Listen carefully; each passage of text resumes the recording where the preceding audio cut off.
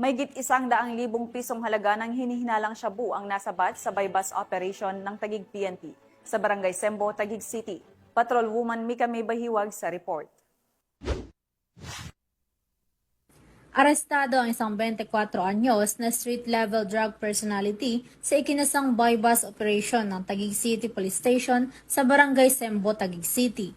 Kinilala ang suspect na si alias Nico, kung saan nakumpiska ang 21.2 gramo ng hinihinalang shabu na nagkakahalaga ng 144,160 pesos. Na-recover din ang isang pitaka at ang perang ginamit sa iligal na transaksyon. Sasampahan siya ng kasong paglabag sa Republic Act 9165 o mas kilala bilang Comprehensive Dangerous Drugs Act of 2002.